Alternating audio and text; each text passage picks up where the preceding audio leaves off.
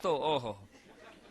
અને અમારે 108 નીકળી ને, અમારે તો એક ડોક્ટર સાહેબ છે, નામ નહીં લઉં, અને જેવી આમ 108 ની સાયરન વાગે, ઘણા ડોક્ટરો, બહુ ઓછા ડોક્ટરો દવાખાનામાં જઈને પૂજા પાઠ કરે છે, બાકી બધું ઘરે જ પતાવીને આવે લગભગ એ લોકો.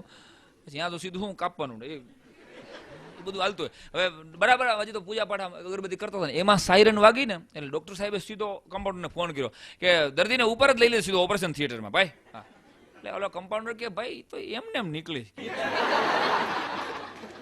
આપણા દવાખાને નથી કોઈ ગ્રાહક આવ્યો. ડ્રાઈવર અહીં બાજુમાં રહે સાહેબ, તમને ખબર નથી? 9:30 રોજ નીકળે અહીંથી. ડોક્ટર સાહેબ કે એને કે જરાક સાયરન અહીંથી ન વગાડે આવી રીતે.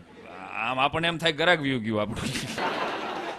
108 આ ડખાઈ ગયા છે. અને ઘણા અમુક જણાને તો એમને એમ ખાઈ જરીક. એક ડોસીમાં અમારે ગોંડલમાં ખાલી પડી ગયા હતા. હવે ડોસીમાં કઈ એટલું લાગ્યું નતું, જરાક સ્કૂટી અડી ગયું, ડોસીમાં પડી ગઈ. ત્યાં તો એકાદ જણાએ ફોન લગાડી દીધા, 108 જલ્દી, ડોસીમાં લાગી ગયું છે જોર. ડોસીમાં કે અરે બાપા કાંઈ મને લાગ્યું નથી. ત્યાં તો બને નહીં, માડી ના લે, અમે તમે ઉંમર લાયક છું પણ માડી ના પાડે છે તોય 108 માં પકડીને ઉતારી દીધી, બેહાડી દીધા. મારે વે જાવ તો ઓલો 108 નો ડોક્ટર કે માડી કાંઈ શું લાગ્યું? મને કે ભાઈ કાંઈ લાગ્યું નથી, પણ આ છોકરાએ ઉપર ચડાવી દીધી કારણ વગર.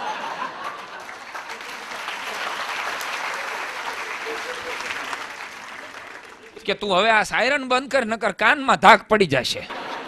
અને કલોગા ઉપયોગ થાય છે. 108 ના ઉપયોગ એવા કરે છે માણસો. દરેક સેવાનો ગેરઉપયોગ કેમ કરવો એની બારી તો આપણાથી વધારે કોને આવડે છે? અમદાવાદનો એક દાખલો કહું તમને. નરોડા આઘું છે સ્ટેશન, ત્યાંથી સિવિલ હોસ્પિટલ બહુ આઘી છે. તો એક જણાને રિક્ષા નહોતી મળતી ને તો 108 ને ફોન કર્યો.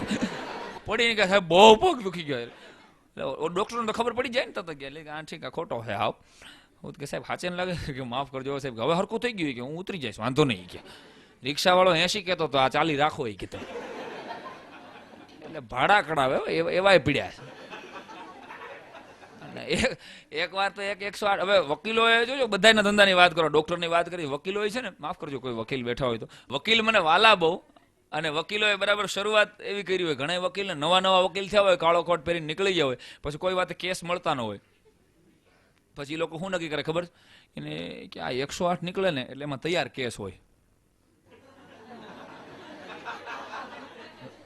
તાજું એક્સિડન્ટ થયું હોય એટલે ભાઈ તાત્કાલિક એક વકીલ છે ને એ રોડમાંથી હાઈવેમાં ચડી ગયો, 108 રોક્યો, એક્સિડન્ટ થયું છે, વીમો ન હોય કાંઈ વાંધો નહીં, લાયસન્સ ન હોય કાંઈ વાંધો નહીં, બધા કાગળિયા 2000 માં થઈ જશે, કેસ આપણે કેસ સુપ્રીમ સુધી લડશું, ઉતારી લ્યો. શું પણ ઉતારી? ત્યાં તો કાળો કોટ પહેરીને ભાઈ નીકળ્યા, ઉભા થયા, લઈ લો હાણ કે ભાઈ હું વકીલ જ છું.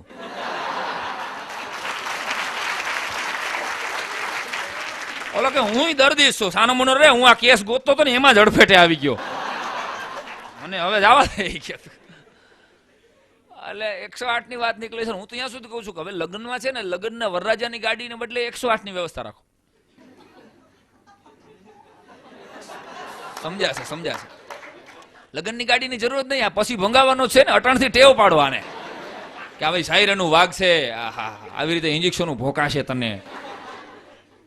પણ અમે અમારા સંજયભાઈ પટેલ, રામ ઓડિયોના ડાયરેક્ટર, અને એને જરાક આમ નસ જરાક ખેંચાઈ ગઈ હતી. એટલે હું ને અમારા દિલદાન ને સંજયભાઈને મેં કીધું હાલો સંજયભાઈ આમ માથે ન મારી રખાય, અમે લાંબુ થાય. તો અમે લઈને બરાબર એક દવાખાને ગયા, રાજકોટનું એક બહુ પ્રતિષ્ઠિત દવાખાનું.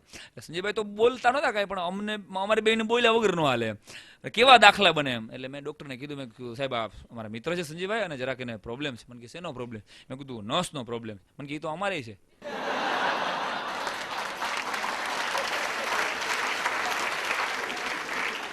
એટલે હું દિલદાન તો હજડ બમો, મારો રોંગ નંબર લાગી ગયો શું એમ. એટલે મને કે અમારે નર્સ ટકતી નથી. મને ક્યાંય. અરે મેં કીધું એ નર્સની વાત નથી કરતો, નર્સની વાત કરું છું ભાઈ સાહેબ. મને કે ટકે છે તો ઘરે પ્રોબ્લેમ થાય છે. એના ટેન્શનમાં હતો, બોલો એને અમારું કઈ સાંભળ્યું જ નહીં. અમે લોકો નીકળી ગયા હોસ્પિટલમાં. મેં કીધું આ ભાઈ ગયો, આ ક્યાં બોલાવ્યો આને? હકીકતની વાત. અને એક જણો ડૉક્ટર પાસે ગયો, એની પત્નીને કે સાહેબ મારી પત્નીનું એપેન્ડિક્સનું ઓપરેશન કરવાનું છે. એટલે ડૉક્ટર કે તમારો ચહેરો તો જાણીતો લાગે છે કે આઈ થિંક તમારું ગઈ સાલ તો તમારી પત્નીનું ઓપરેશન કર્યું ભાઈ. આપણે ગઈ સાલ તો એપેન્ડિક્સનું ઓપરેશન કર્યું. એક માણસને બીજી વાર 2 એપેન્ડિક્સ ન હોય મિત્ર, એક જ એપેન્ડિક્સ હોય. બોલો સાહેબ પણ ઘરવાળી તો બીજી હોય નહીં કે.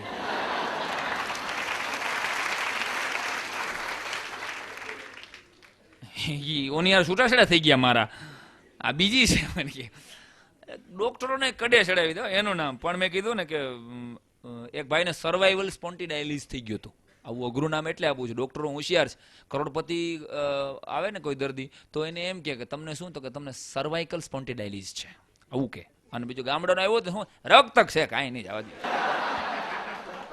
બહુ સમજવા જેવી વાત છે ડૉક્ટરોની આ ગોઠવણ. એટલે હવે એક જણાને આવું આમ રક્તક ભયંકર રીતે થઈ ગયેલી, અને એમાં બરાબર અમે ચા પીતા હતા મિત્રો 2-3 જણાને. ઓલો ઘણાને કારણ વગરની શિખામણું દેવાની બહુ ટેવ હોય.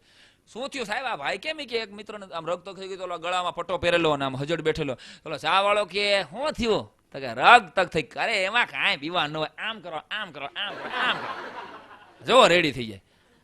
એટલે હું ને મારો મિત્ર મેં કાંઈ બોલ્યા નહીં, અમે સાના મને ચા પીને બેસી ગયા. હજી તમે ગાડીની સેલ્ફ મારી ને ત્યાં ઓલાયો એમ કે સાહેબ ગયો મારી ડોકી. મને કે મારી ડોકી ગઈ, તમે ક્યાં બતાવીને આવ્યા? મને કે મેં કીધું અમે તો એક જ ફણકી મારી છે, તે તો 4 મારી. મેં કીધું હવે તું ફલાણા ડોક્ટર ની આવી જા. મેં કીધું નકર તારો વારો નહીં આવે કોઈ વાતે. પણ શિખામણો કોઈને દેવી નહીં. હું એક સલાહ આપું છું તમને, કારણ કે આસ્થા ચેનલમાં અને સંસ્કાર ચેનલમાં આખી દુનિયાના સાધુ સંતો છે ને એ સારી મજાની સદવિચારો વાળી શિખામણો આપે છે. આ ચેનલની વાત નીકળી છે એટલે યાદ કરાવી દઉં કે આ લોકોએ જે ઉપાડો લીધો છે અટાણે ચેનલવાળાએ, નાનકડી વાતને જે મોટું સ્વરૂપ કરીને ન્યૂઝની રીતે રજૂ કરે છે. ઐશ્વર્યા રાય અને અભિષેક બચ્ચનના લગ્ન હતા, જાણે આખા હિન્દુસ્તાનને એમ લાગતું હતું કે આપણો ગગો પૈણે છે.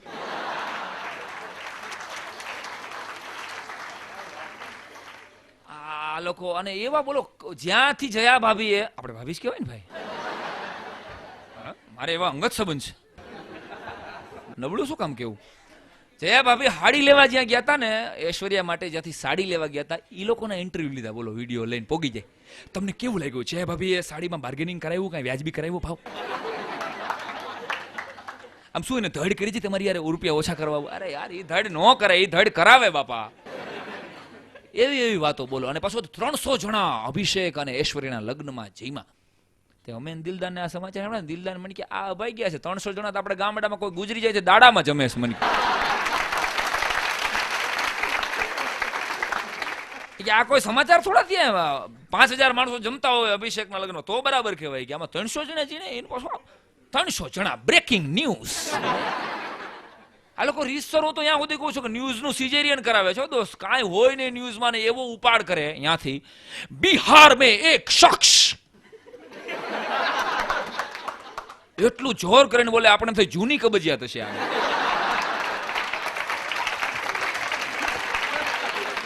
કારણ કે ઈ ચેનલ વાળાને એમ છે કે તમારું જે થવું હોય થાય, અમારી ટીઆરપી વધવી જોઈએ બસ. બિહાર મેં એક શખ્સ કો 4 બેટિયા,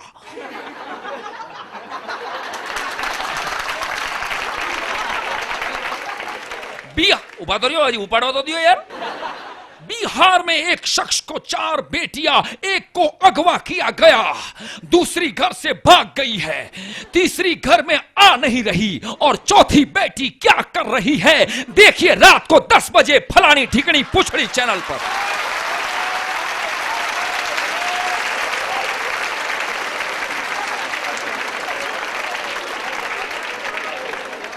અમારે તારી છોકરીની ચિંતા કરવાની, અમારે બાલ બચ્ચા નથી. બિહારમાં ઠેઠ લઈ જાય ને રાતે 10 વાગે લગે આપણે જોવાનું કે ભાઈ ચોથા દીકરીનું શું થયું. અતુલ પંડ્યા મને કે અટાણે ગમે એ ચેનલ ઉપાડવી હોય ને તો એક જ કામ કરાય, શું મને કે ગમે એ છોકરાને ઉપાડીને બોરમાં નાખી દો અને પછી લાઈવ ટેલિકાસ્ટ આપો હોય કે, એટલે ગમે એ ચેનલના ભાવ ઉપડી જાય. પૃથ્વીનો વિનાશ થવાનો હતો, આવું કંઈક થવાનું હતું ને સમાચાર, થયો નહીં કાંઈ, થાય નહીં. જેનો મહેરબાન પર્વત કુદરતના ઈચ્છા વગર એક પાંદડું ન લે આ ધરતી માથે ભલામણ. આ તો બી મરવી નાખ્યા આને કેટલા ડ્यूटी फूक मारी वीडियो. आहा, हमारी चैनल का दावा है कि पृथ्वी का विनाश नहीं होगा. तारा बाप नहीं बेटी लागे.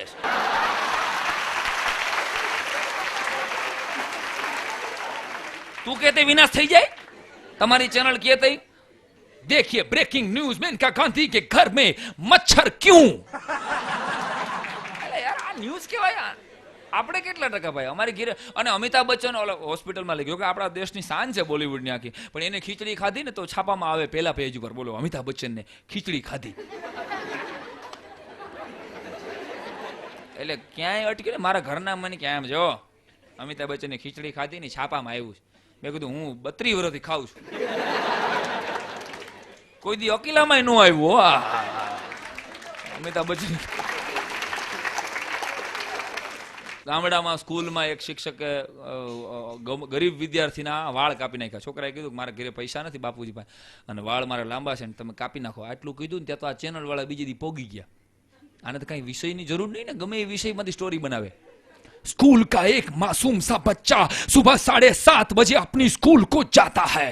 तब उसका बेरहम से कितनी बेरहमी से उसका शिक्षक हाथ में कैंची लेके उसके बाल को काट देता है. देखिए कटे हुए बाल के सबसे पहले विजुअल्स.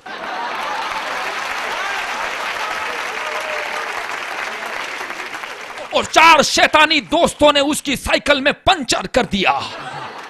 देखिए दोस्तों कितनी बेरहमी से ये वाल गोला निकाला गया.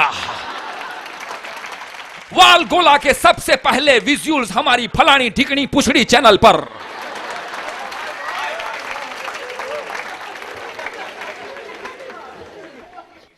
સમાચારો એટલે સાચું છાપું વાંચો ને ત્યારે એમાં સાચા સમાચાર કેટલા છે એ વાંચતા શીખજો. આજ વાંચવાની બધાને ખબર છે, શું વાંચવું એની કોઈને ખબર નથી સાહેબ, એટલે યાદ કરાવું. ટીવી જોતા બધાને આવડે છે પણ એમાં શું જોવું એ ખબર નથી, એટલે યાદ કરાવું છું. જેટલા વડીલો બેઠા છે કે દીકરીને 10,000 રૂપિયાનો મોબાઈલ લઈ દો ને તો એમાં કોક દી ચેક કરજો કે એમાં કોના મેસેજ આવે છે.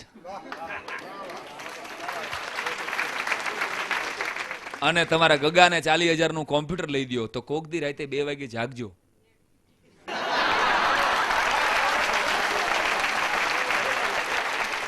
જાગજો કે ગગો શું કરે એમાં.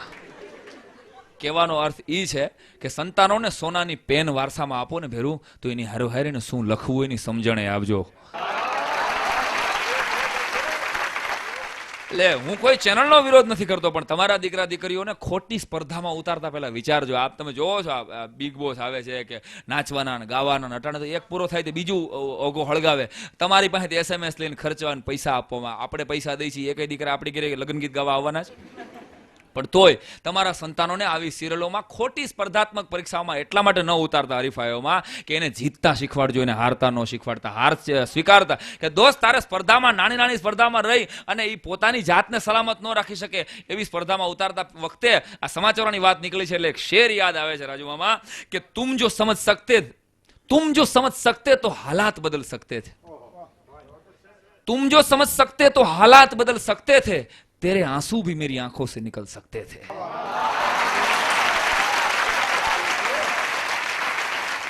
तुम जो समझ सकते तो हालात बदल सकते थे. तेरे आंसू भी मेरी आंखों से निकल सकते थे.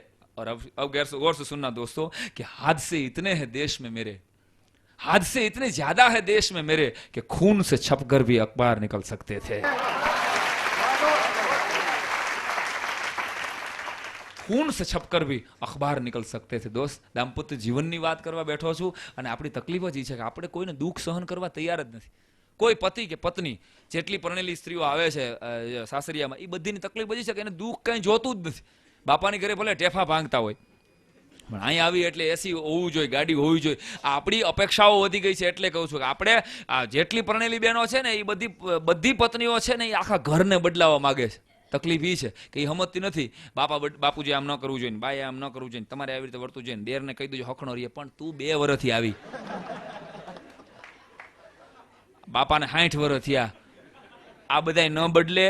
બદલવું હોય તો તારે તું બદલ, નકર હું પછી કેસ બદલું.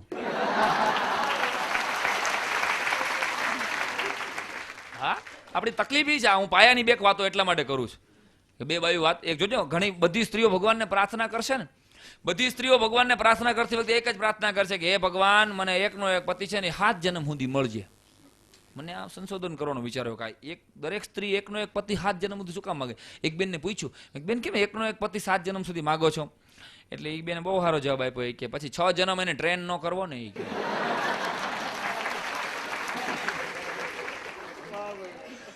લગ્ન આમ તો અવ્યાખ્યાયિત પદ છે અને 2.5 અક્ષર જેટલાના છે ને એ બધા અવ્યાખ્યાયિત પદ જ હોય. સત્ય 2.5 અક્ષર અવ્યાખ્યાયિત પદ, કૃષ્ણ 2.5 અક્ષર અવ્યાખ્યાયિત પદ, ડિસ્કો 2.5 અક્ષર અવ્યાખ્યાયિત પદ, પત્ની 2.5 અક્ષર અવ્યાખ્યાયિત પદ, પ્રેમ 2.5 અક્ષર અવ્યાખ્યાયિત પદ. પણ છતાંય ઘણા લોકોએ જુદી જુદી રીતે પોતાના અનુભવોથી ને પોતાના વાંચનોથી એની વ્યાખ્યાઓ આપવાની કોશિશ કરી. મેં થોડીક બધી ભેગી કરીને એક ગુલદસ્તો સરસ લોલીપોપમાં તૈયાર કર્યો. નેલ્સન મંડેલા, જે આફ્રિકાના ગાંધીજીનું જેને બિરુદ મળ્યું, જેને આફ્રિકાના કાળાઓને આઝાદ કરવા માટે જબરજસ્ત ફાળો ભજવ્યો, એને 2 વાર એને લગ્ન કરેલા. જોકે લગ્ન વ્યવસ્થા જેટલી ભારતમાં વ્યવસ્થિત છે એટલી વિશ્વના કોઈ દેશોમાં તમને જોવા નહીં મળે. નેલ્સન મંડેલાએ, મનીષભાઈ, બહુ સરસ મજાની એક વ્યાખ્યા આપી કે the purpose of the marriage is that when bad times knocks your door, when bad times knock your door, then you should be able to embrace each other.